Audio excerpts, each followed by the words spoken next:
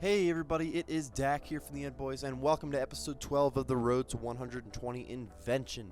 We're going to be starting this episode with about 5 minutes of some disassembling. We're going to be disassembling the entire tab that I have collected up here. The big thing though that I am disassembling would be the Elder Shield Bows.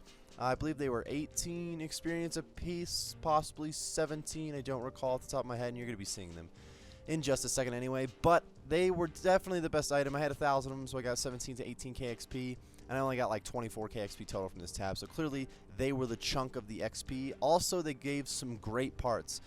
With 12 parts apiece, I believe I got mostly strong and precise components from them.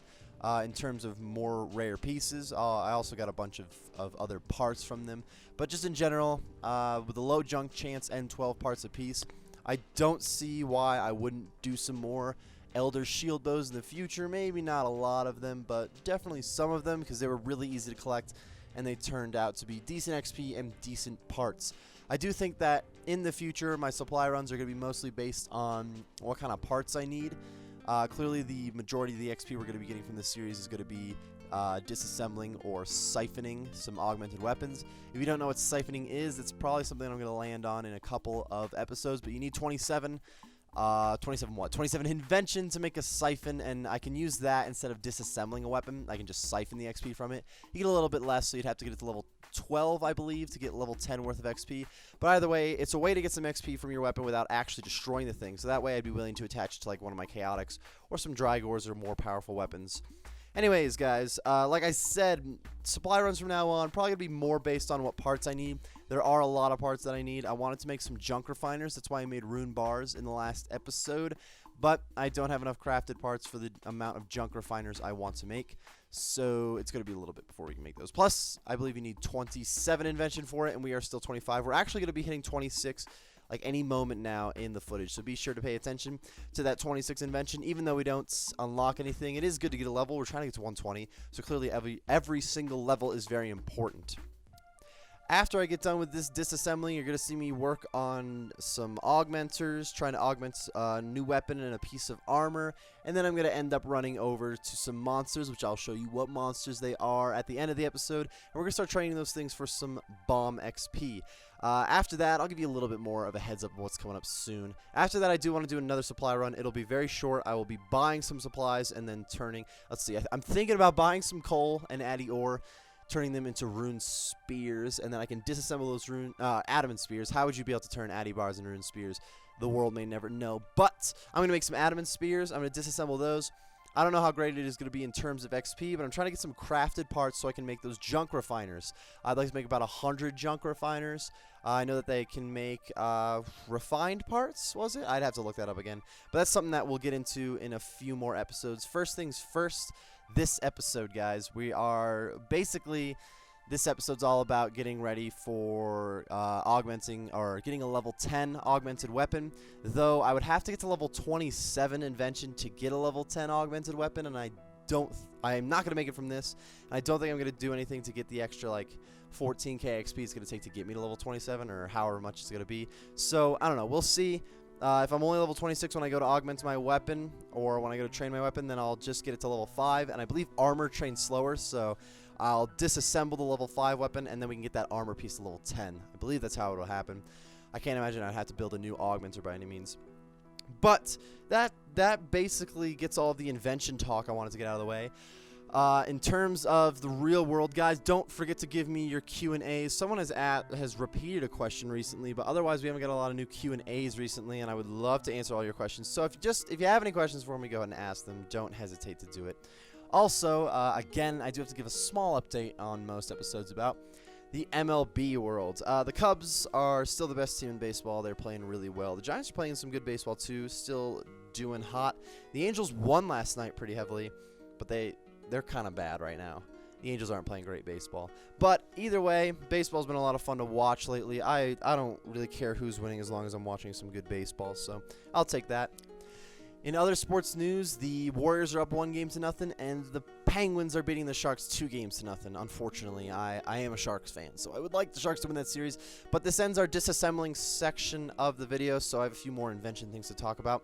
First of all, we're going to build 2 augmenters. I'll be attaching one to an Armadile Godsword and one to a Carol's Top. Not necessarily like bomb weapon and armor, but a little bit better than the whip in terms of weapon, and this is our first piece of augmented armor, so I figure Borrows is good enough for this case. Plus, I used Carol's because of what monster I'm going to be fighting. I'm still going to keep that a slight secret, even though it's not going to be like a boss or anything, but you'll see at the end of the episode.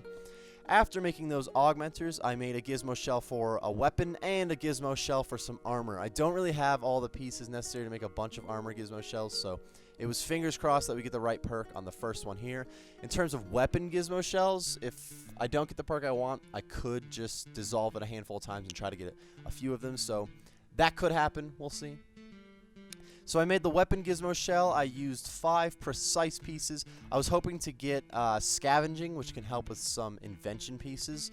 And unfortunately, when I went to go click create, I did not get scavenging, but I didn't get spendthrift or anti-theism either, which are the other 2 dangerous ones. I got looting again, and we had looting before. It's not a negative perk. It's just nice that it would be nice to get a new one. But I'll take looting. It worked out pretty well, and maybe it'll make our disassembling tab a little bit bigger, meaning more XP later on. As for the armor, I used 5 strong components. I was really hoping for some absorbative. Clearly, that's one of the strongest armor perks. And when I clicked create, I got everything but absorbative. I got committed and what is the other one called? Fatiguing. I got fatiguing too. I decided to put this negative gizmo shell on the armor anyway, just to attach my first gizmo shell. I figured I'm going to dissolve it in a minute anyway. But when I went to dissolve it, I realized I didn't have enough parts for a gizmo dissolver. So I decided to craft up all of my gems and then disassemble them to get some clear parts. Those were the only parts I needed for my gizmo dissolver. After crafting all of those up, you needed, I believe it was 35 clear parts for a gizmo dissolver. I ended up at 45, so I was able to make 1, meaning I'd be unable to do it a second time, so I didn't want to risk putting a crappy gizmo on there, so I didn't even bother making a second gizmo. We're just gonna go ahead and train this Carol's Top without any perks on it.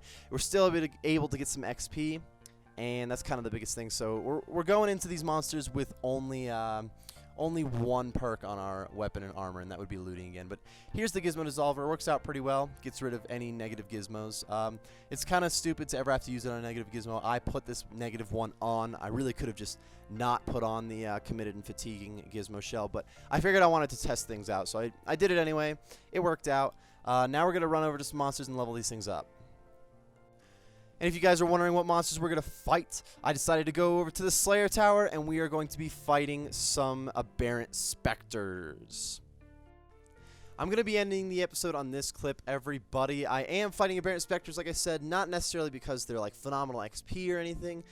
They drop noted herbs. That's the biggest thing. I need some crafted parts for my junk refiners. And herbs can give crafted parts. It's not the only thing that can give crafted parts, but herbs are one of the choices, and these guys give a lot of herbs. So I figured it would give me a few crafted parts to fight these things. That's why I was doing spears in the future, as those will give me most of the crafted parts I need anyways. But this will definitely help. And they're pretty easy to fight. This Ags, I can one-hit them with the spec. If I were using prayer and had some better armor, I could do even better with it. But it's working well enough. I do have Carol's Top and Bottom on for the magic defense and whatnot. And clearly that Carol's Top is augmented. Armor does augment slower than weapons.